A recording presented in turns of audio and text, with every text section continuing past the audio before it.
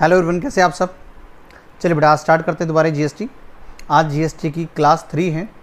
Last class में हमने जो पढ़ा था उसके आगे पढ़ रहे हैं। ठीक है, ये चार्ट मैंने आपको लास्ट क्लास में बनाया था, सेक्शन 9 ऑफ सीजीएसटी एक्ट। ठीक है, जिसमें से हमने फर्स्ट में पढ़ा था सेक्शन 9(1) में inter supply rate value except alcoholic for liquor from home consumption. Second में पढ़ा था नो जीएसटी, किसके ऊपर? पेट्रोल के ऊपर। पेट्रोल के ऊपर अभी भी जीएसटी नहीं लगता, अल्कोहल के ऊपर भी जीएसटी नहीं लगता। आरसीएम बताया था reverse charge mechanism. Notified cases में कुछ गवर्नमेंट ने कुछ केस ऐसे बना रखे हैं जिनके ऊपर आरसीएम लगता है, मतलब सर्विस रिसीवर उस पर टैक्स पे करता है। R4 में रिवर्स चार्ज मैकेनिज्म, अगर कोई सप्लाई करी है अनरजिस्टर्ड पर्सन है रजिस्टर्ड पर्सन को, तो उस केस में रिवर्स चार्ज लगेगा। कौन पे करेगा बेटा? सर्विस रिसीवर, जो सर्विस को रिसीव कर रहा है वो पे करेगा। राइट, ये हमने लास्ट क्लास में पढ़ा था। उसके बाद e commerce operator. E commerce operator मैंने आपको बताया था कि जैसे फ्लिपकार्ट हो गया, पेटीएम हो गया, ये सबको ना ई कॉमर्स ऑपरेटर। आज हमें अब हमें स्टार्ट करना है बेटा चैप्टर 2 सप्लाई। ये जो वर्ड लिखा है यहाँ पे सप्लाई, आज हम ये स्टार्ट करेंगे। ऐसी वैल्यू का पूरा एक चैप्टर है, सप्लाई के ऊपर पूरा एक चैप्टर है। इंटर की डेफिनेशन थी, रिवर्स चार्ज मैकेनिज्म एक पूरा चैप्टर है। तो हम इस चार्ट के थ्रू अलग अलग चैप्टर्स को कवर करेंगे ताकि आपको पूरा जीएसटी लिंक रहेगा। ठीक है बच्चा, चलिए आज स्टार्ट करते हैं। सप्लाई। सप्लाई क्या होता है हम ये पढ़ रहे हैं। चैप्टर 2 सप्लाई है बेटा। आपको इस वीडियो के लिंक में आपको इस चैप्टर का इस वीडियो में आपको लिंक मिल जाएगा चैप्टर 2 का। ठीक है, चलिए स्टार्ट करते हैं जरा। आपको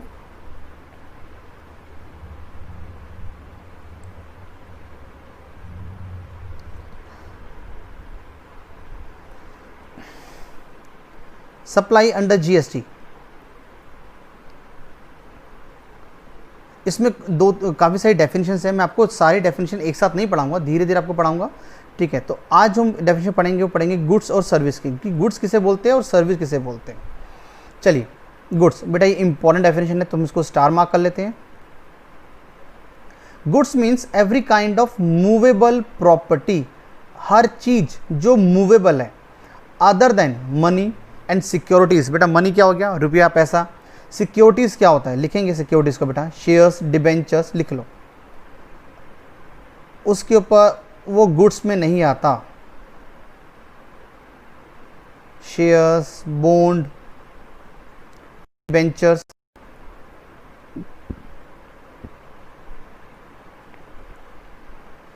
राइट, डिबेंचर्स। चलिए, वो कह रहे हैं अदर देन, कह रहे हैं मनी को और डिबेंचर्स इनको छोड़कर। तो क्या सर शेयर्स, बॉन्ड और डिबेंचर्स पे क्या टैक्स नहीं लगता? लगता है बेटा। क्या लगता है? STT, security transaction tax, STT लगता है। इसलिए इनके ऊपर जीएसटी एप्लीकेबल नहीं होता। राइट, शेयर्स को बेचने और खरीदने में क्या लगता है? STT, security transaction tax.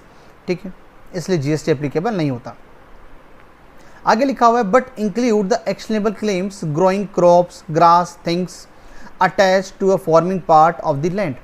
मैं आपको इसका मतलब समझाता हूँ। पहले आपको समझाता हूँ कि एक्शनेबल क्लेम्स का मतलब क्या होता है। जैसे मान लो आपने किसी बाइक का इंश्योरेंस करा लिया और बाइक का एक्सीडेंट हो गया, तो एक्सीडेंट के बदले में आपको जो जीएसटी, आपको जो पैसा मिल रहा है उसके ऊपर जीएसटी एप्लीकेबल हो जाएगा, क्योंकि उसको उन्होंने क्या बना दिया? गुड्स बना दिया। कोई भी एक्शन के बदले अगर आपको कोई क्लेम मिल रहा है, जैसा एक्शनेबल क्लेम्स। अभी ग्रोइंग क्रॉप्स क्या होती है, मैं आपको ना एक बार इसका एग्जाम्पल देता हूँ।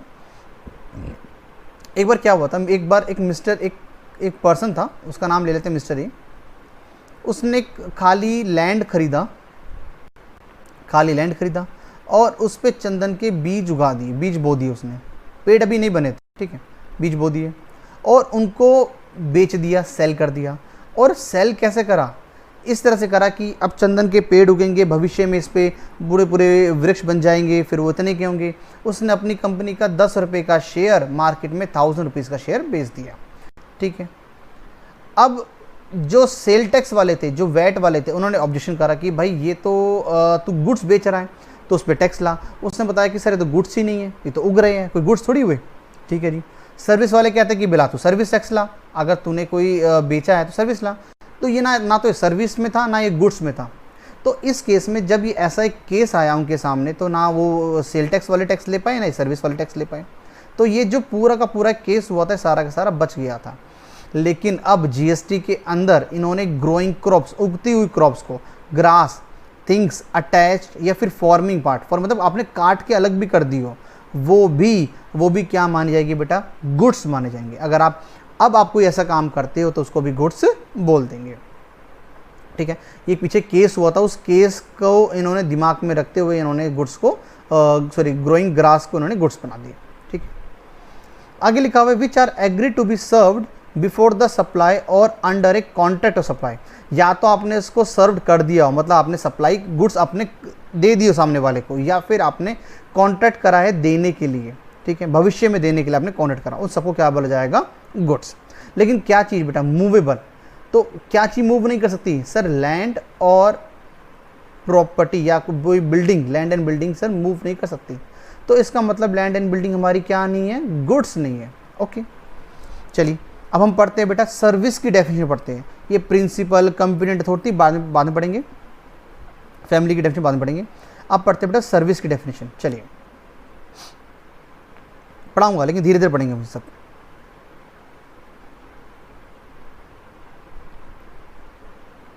चलिए ये रहा सर्विस, ये भी इंपॉर्टेंट है बेटा। Service means anything other than goods. देखो क्या बढ़िया डेफिनेशन लिखी हुई है, कह रहा है जो गुड्स नहीं है वो क्या है, सर्विस है।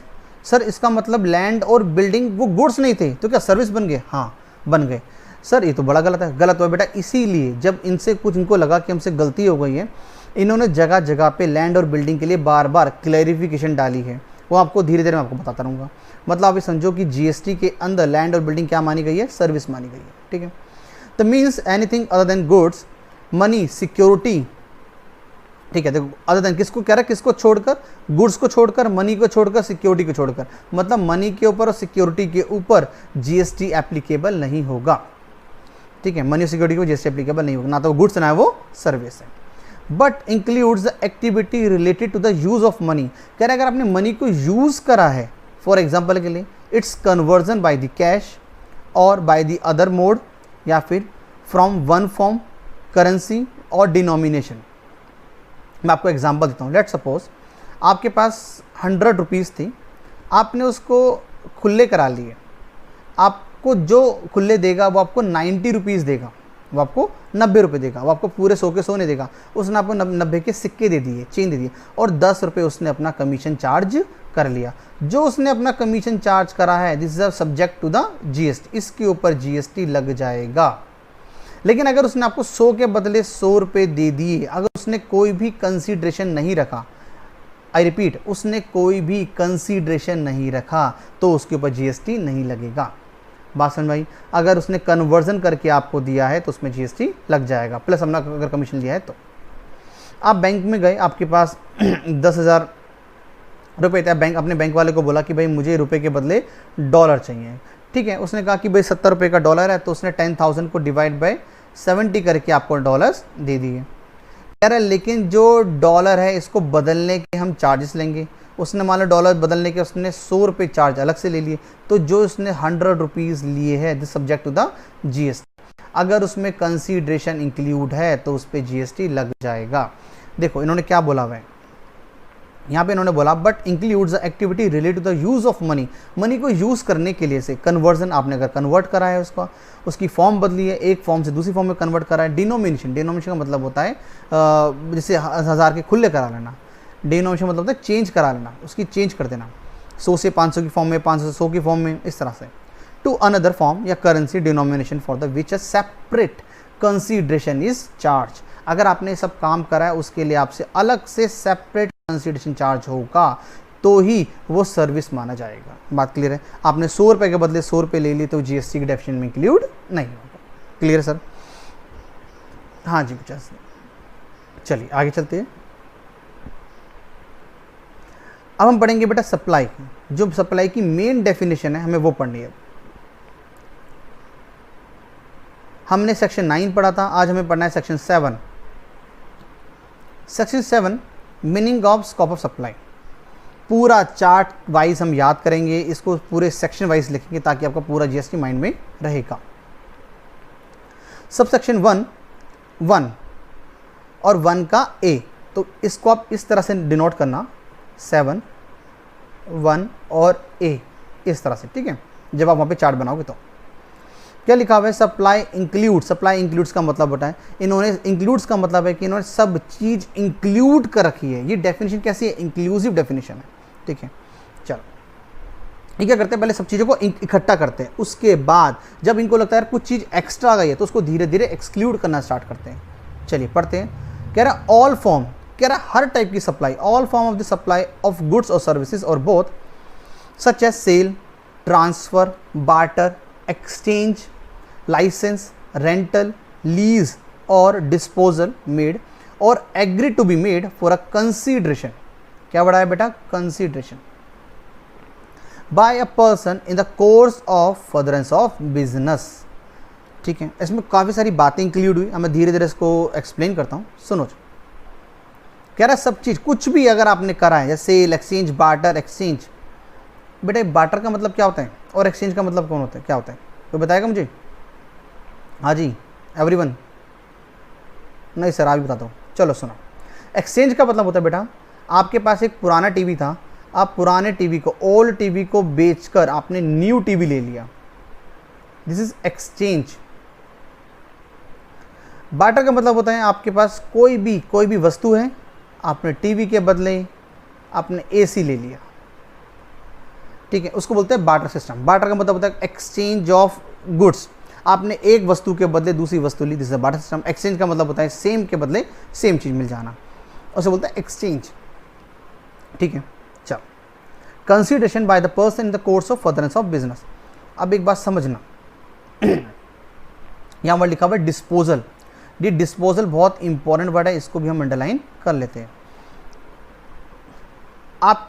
आपके पास घर में फर्नीचर रखा था, आपने फर्नीचर को बेच दिया, सेल कर दिया, सेल करके आपको बदले में मनी मिल गई, ठीक है जी। कोई भी वस्तु हो गई, आपने सेल भी कर दी, मनी भी मिल गया।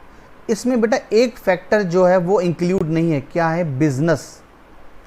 बिजनेस इंक्लूड नहीं है, तो इस वाली ट्रांजैक्शन के ऊपर जीएसटी एप्लीकेबल नहीं होगा। मतलब जो आपने कार्य करा है वो बिजनेस नहीं है, वो बिजनेस नहीं है। कंसीडरेशन तो था, मनी है तो कंसीडरेशन भी है, सेल भी है, वस्तु भी है, बट क्या नहीं था, बिजनेस नहीं था, तो इस ट्रांजैक्शन के ऊपर जीएसटी एप्लीकेबल नहीं होगा। बात क्लियर है? मैं आपको पढ़ा रहा हूं, मैं आपको क्या दे रहा हूं बेटा, सर्विस दे रहा हूं, बदले में आपसे मैं फीस चार्ज कर रहा हूं, ठीक है, मैं बदले में आपसे फीस चार्ज कर रहा हूं, ठीक है सर। और ये पढ़ाना मेरा क्या है, बिजनेस है, तो इसको सप्लाई माना जाएगा। बात समझ में आ रही है? जब तक आप सारे फैक्टर्स को कवर नहीं करोगे तब तक वो सप्लाई नहीं माना जाएगा, ठीक है। मैंने किसी स्टूडेंट को पढ़ा दिया, बट वो पढ़ाना मेरा बिजनेस भी था, बट मैंने उसे फीस चार्ज नहीं करी, तो बेटा ये सप्लाई भी नहीं माना जाएगा। बात समझ आई? लेकिन इन्होंने बीच में अभी एक शेड्यूल डाला हुआ है और वहाँ पे लिखा हुआ है, अगर आप कोई ऐसी घटना घटाते हो, ऐसी कोई सर्विस देते हो या ऐसे कोई आप गुड्स बेचते हो, अगर उस पर आपने फीस भी नहीं ली, मतलब विदाउट कंसीडरेशन, जब भी हम उसको सप्लाई मान लेंगे। सर वो क्या क्या है, अभी बेटा आएगा, इसके अगला पॉइंट ही है, वो पढ़ेंगे हम बैठ के, ठीक है। लेकिन इस वाली बात में क्या लिखा हुआ है, द कंसीडरेशन, अगर आपने कुछ सप्लाई करा है, आपने सेल, एक्सचेंज, बार्टर, कंसीडरेशन लिया है और बिजनेस के लिए लिया है, तो वो क्या माना जाएगा, सप्लाई। डिस्पोजल का मतलब होता है डिस्पोज ऑफ करना। मेरे ऑफिस के अंदर कुछ पुराने कंप्यूटर रखे थे, मेरे ऑफिस में पुराने कंप्यूटर रखे थे, उन कंप्यूटर को मैंने क्या कर दिया, डिस्पोज ऑफ कर दिया, बेच दिया, खराब हो रहे थे, बेच दिया, बदले मुझको पैसा मिल गया। मेरे बिजनेस का था, यस कंसीडरेशन मिला है बेचकर, और मैंने क्या करा है, डिस्पोज करा है, सप्लाई माना जाएगा। क्या माना जाएगा, सप्लाई माना जाएगा, ठीक है। हाँ जी सर समझ में आ गया। चलिए आगे चलते।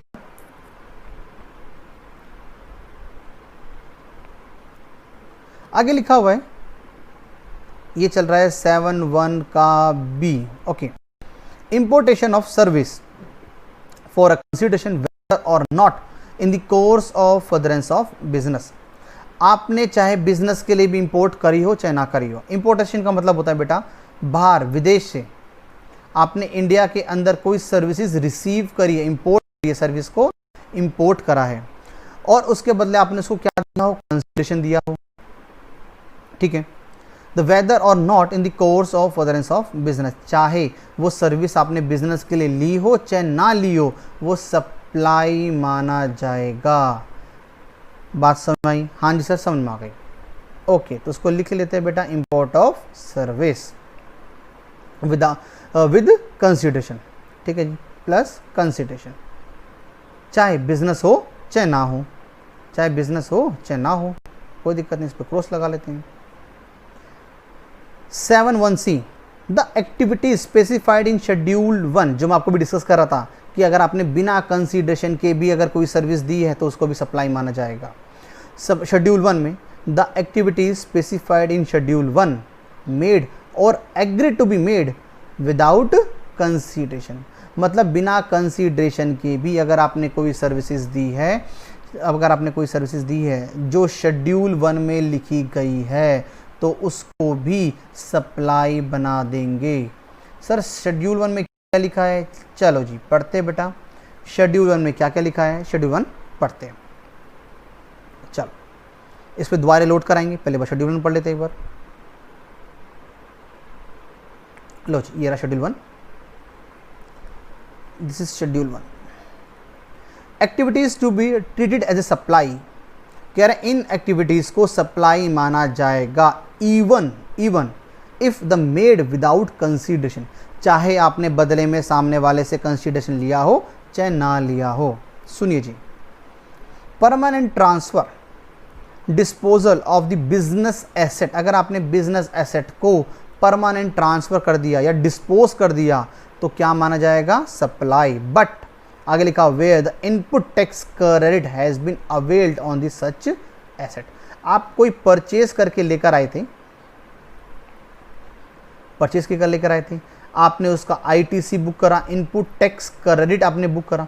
मैंने आपको बताया था ना, अगर आपने जो परचेज का जो टैक्स है, परचेज का जो टैक्स अगर आपने उसका बेनिफिट ले लिया, परचेज के टैक्स का अगर आपने बेनिफिट ले लिया, बेनिफिट लेने का ही मतलब क्या होता है बेटा? आईटीसी लेना, राइट। अगर आपने उसका आईटीसी ले लिया, बाद में आपने उस गुड्स को, क्या कर दिया? डिस्पोज कर दिया या राइट ऑफ कर दिया या आपने परमानेंट ट्रांसफर कर दिया। मान लो तो मैं आपको एग्जांपल देता हूँ, आपका बाइक बेचने का बिजनेस था, बाइक का शोरूम था, आप बाइक लेकर आए हो, बेचने के लिए लेकर आए थे, तो आपने इसका आईटीसी बुक करा होगा। हाँ सर आईटीसी बुक करा होगा, आपने इसका आईटीसी बुक कर लिया। अब एक दिन क्या हुआ, बेटा दुकान में, शॉप में, शोरूम में, किस डैडी ये वाली बाइक मुझको चाहिए, और पैसे थोड़ी दे के जाएगा, फ्री में बाइक वो निकाल के ले गया। बिजनेस से वो वाला एसेट परमानेंट ट्रांसफ़र हो गया, लेकिन आपने उस पर आईटीसी ले रखा था। अगर आप उसमें अपना आईटीसी ले रखा था तो बेटा इस वाली बाइक को क्या माना जाएगा? सप्लाई माना जाएगा। बात क्लियर है? हाँ जी सर। सर एक एग्जांपल और दो, लो जी एक और लो। साड़ी का शोरूम था, ठीक है, साड़ी, वाइफ का कॉल आया कि एक साड़ी मेरे लेते रहना, आप साड़ी घर ले गए, तो क्या माना जाएगा? सप्लाई माना जाएगा। तो क्या सर वाइफ से जीएसटी भी ले लेके दिखाओ लेकिन गवर्नमेंट आपसे पक्का लेगी, ठीक है, क्योंकि वो सप्लाई माना जाएगा। चलो हाँ जी सर अब समझ में आ गया, गुड, आगे चलते। पॉइंट 2, शेड्यूल 1 का point number 2, serial number 2, supply of goods और सर्विस और बोथ बिटवीन रिलेटेड पर्सन और between the distinct person as specified in section 25। Distinct person क्या होते हैं अभी हम धीरे धीरे इसको समझेंगे, ठीक है, अभी फिलहाल समझते हैं। अगर कोई भी ट्रांजैक्शन हुई है किसी रिलेटेड पर्सन के बीच में, when made in the course of furtherance of business, business के लिए हुई है और कोई रिलेटेड पर्सन के बीच में हुई है। रिलेटेड पर्सन, मैं आपको एग्जांपल बताता हूँ। मान लो एक भाई ने बीबी मतलब बिग ब्रदर ने एसबी को, स्मॉल ब्रदर को, कोई गुड्स ट्रांसफर करे, दोनों का बिजनेस सेम था, कोई गुड्स ट्रांसफर कर दिए, ठीक है जी, या कोई सर्विस दी है, तो इसने, छोटे भाई ने बड़े भाई को पैसे नहीं दिए, ठीक है जी, तो क्या हो गया? Without consideration. लेकिन इस ट्रांजैक्शन को क्या मान लिया जाएगा? सप्लाई बना देंगे। उन्होंने लिखा है अगर कोई भी ट्रांजैक्शन होती है रिलेटेड पर्सन के बीच में, चाहे आपने उसमें कंसिडरेशन दिया हो चाहे ना दिया, वो क्या बन जाएगा? सप्लाई बन जाएगा। डिस्टिंक्ट पर्सन क्या होता है इसकी मैं आपको एक डेफिनेशन पढ़ाऊंगा, तब आपको डिस्टिंक्ट पर्सन के बारे में बताऊंगा। ठीक है जी, आगे चले। हाँ जी सर, आगे चलते हैं। चलो, हाँ एक छोटी सी क्लॉज है, ये एम्प्लॉय के बीच में होगा। Provided that the gifts not exceeding the 50,000 rupees in the value in a financial year by an employer to employee shall not be treated as a supply of goods or services or both। इसको हम यार थोड़ा सा बाद में अलग से detail में आपको समझाऊंगा। ये एक ना एम्प्लॉयर और एम्प्लॉय के बीच की ट्रांजैक्शन है, एक नेगेटिव लिस्ट का कॉन्सेप्ट आएगा, तब वहां पे मैं आपको इसके बारे में आपको थोड़ा सा डिटेल में और बताऊंगा। फिलहाल इसको भी यहाँ पे मैं छोड़ के भी चल रहा हूँ। ठीक है, पेंडिंग में लिख लेते हैं इसको, पेंडिंग आपको नेक्स्ट क्लास में कवर करूंगा। चलो, supply of goods by principal to his agent where the agent undertakes to the supply of the such goods on the behalf of the principal. अगर प्रिंसिपल ने अगर कोई सामान दिया है एजेंट को, ठीक है, उस केस में भाई एजेंट जब तक पैसे नहीं देगा तब तक माल नहीं बिकेगा, उस केस में जीएसटी एप्लीकेबल हो जाएगा। ठीक है, क्योंकि वो विदाउट कंसिडरेशन है। ठीक, नेक्स्ट केस में बाई एजेंट ने माल दिया है प्रिंसिपल को। सर ये कैसे हो सकता है, एजेंट कैसे प्रिंसिपल को माल देगा? बेटा ऐसे हो सकता है, मान लो आप गए यहाँ से किसी और राज्य में गए, लेट्स सपोज आप दिल्ली में रहने वाले हो और महाराष्ट्र में गए, महाराष्ट्र की मार्केट की आपको नॉलेज नहीं है, वहाँ पे आपने कोई एजेंट हायर करा और उस एजेंट को बोला जाता है एक काम कर मेरे बिहाफ पे परचेज करके लेकर आ। वो परचेज करके लेकर आया, उसने माल, अब एजेंट माल किसको दे रहा है? वो आपको माल दे रहा है। ठीक है, उस माल के बदले पैसे नहीं ले रहा है। तो अगर कोई एजेंट माल दे रहा है अपने प्रिंसिपल को विदाउट पेमेंट, ये मतलब विदाउट कंसीडरेशन, तो वो भी क्या माना जाएगा? सप्लाई बना देंगे। ठीक है सर, हमें कुछ समझ में आ गया है। ठीक है, धीरे धीरे आ जाएगा, हम इस पर क्वेश्चंस करेंगे तो हमें समझ में आना शुरू हो जाएगा। फोर्थ पॉइंट, शेड्यूल 1 में कितने पॉइंट है बेटा? 4 पॉइंट। ये चौथा पॉइंट है, import of service by the person from related person. अगर कह रहा है कोई इंपोर्ट ऑफ सर्विस आपने करी है, किससे? रिलेटेड पर्सन से, from any of the his other establishment. कह रहा है हमारी ही दूसरी ब्रांच है, other establishment outside India, India से बाहर, इन the course of furtherance of business. मतलब बाहर हेड ऑफिस है, इंडिया में ब्रांच है, भाई आपस में क्या हो गए? रिलेटेड हो गए। या उल्टा ले लो, ब्रांच बाहर है, इंडिया में हेड ऑफिस है। अगर कोई भी सर्विस बाहर से इंडिया में आई है विदाउट कंसीडरेशन और ये बिजनेस के लिए थी, तो क्या माना जाएगा? सप्लाई माना जाएगा। इंपोर्ट ऑफ सर्विस हो, ठीक है, इंपोर्ट ऑफ सर्विस हो, आपस में रिलेटेड पर्सन भी होने चाहिए, कंसीडरेशन हो चाहे ना हो। सर एक हमने पॉइंट भी तो पढ़ा था, वो हमने पढ़ा था कंसीडरेशन होना चाहिए चाहे बिजनेस हो चाहे ना, वो हमने ऊपर पढ़ा था सप्लाई की मेन डेफिनेशन में जहाँ लिखा हुआ था, कंसीडरेशन हो चाहे ना हो, लेकिन बिजनेस होना ज़रूरी है। तो हमें क्या माना जाएगा? इंपोर्ट ऑफ सर्विस मतलब सप्लाई माना जाएगा। बात क्लियर है? हाँ जी सर क्लियर। तो अब एक बार इसको अपने चार्ट में लिख लो बेटा, फटाफट से जो आपने चार्ट बनाया था उसमें लिख लो जरा एक बार, जल्दी जल्दी। चलिए लिखेंगे बेटा एक बार।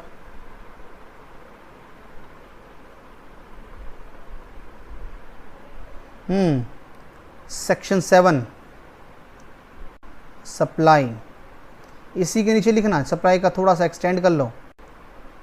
Section 7 of CGST act. हाँ जी, 7(1) में क्या लिखा था? 7(1) में 4 पॉइंट थे। पहले ए में क्या लिखा हुआ था? सप्लाई इंक्लूड्स, हाँ, सेल, एक्सचेंज, फटाफट फटाफट बेटा, ट्रांसफर, डिस्पोजल लिखा था ना। डिस्पोजल। और क्या लिखा होता है बेटा? सर कंसीडरेशन होना चाहिए, बहुत बढ़िया, कंसीडरेशन होना चाहिए। सर बिजनेस के लिए होना चाहिए था, बहुत बढ़िया, बिजनेस के लिए होना चाहिए था। हाँ जी फटाफट से बोलो। 2 में क्या लिखा होता? Sir import of service, good, import of service होना चाहिए। कंसीडरेशन था नहीं था? हाँ सर कंसीडरेशन तो था, लेकिन बिजनेस हो चाहे ना हो, ओके, बिजनेस हो चाहे ना हो, तो मैंने इसे कटा मार दिया। हाँ जी बेटा, सी पॉइंट में क्या लिखा हुआ? सर सी में लिखा हुआ था schedule 1। Okay, schedule 1 without consideration, without consideration. Okay,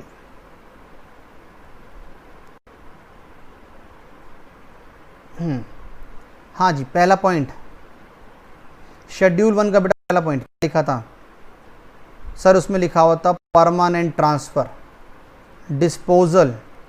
ये मैं शॉर्ट में लिख रहा हूँ, आपको पूरा लिखना है बेटा अपने कॉपी में, आप शॉर्ट मत लिखना वरना पीटी याद रखते रहोगे। पीटी क्या है? डिस्पोजल,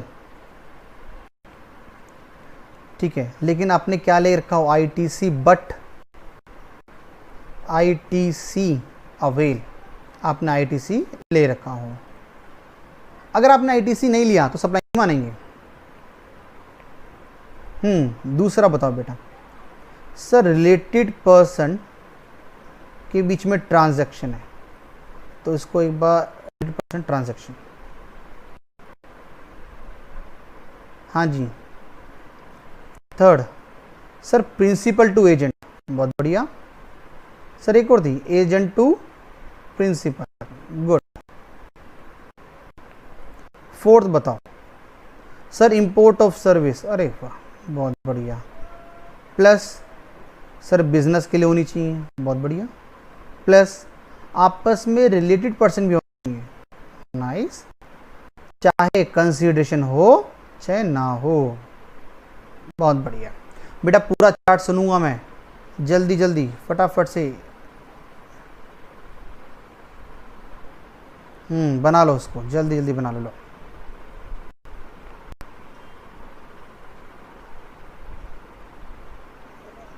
नहीं लिख पा रहे तो वीडियो को पॉज करके लिख लेना बेटा।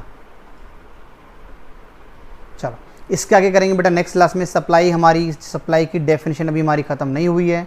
सप्लाई का भी हमने सिर्फ 7.1 पढ़ा है, ठीक है। 7.2 पढ़ेंगे नेक्स्ट क्लास में। बाय बाय बेटा, टेक केयर। कोई भी क्वेश्चन है आपका, कोई भी दिक्कत है, आप कमेंट करो, कमेंट में आपको मैं जवाब दूंगा, ठीक है। कुछ भी पूछना है आप कमेंट ज़रूर करो, कमेंट में आपको मिल जाएगा। ओके बच्चा, बाय बाय, टेक केयर बेटा।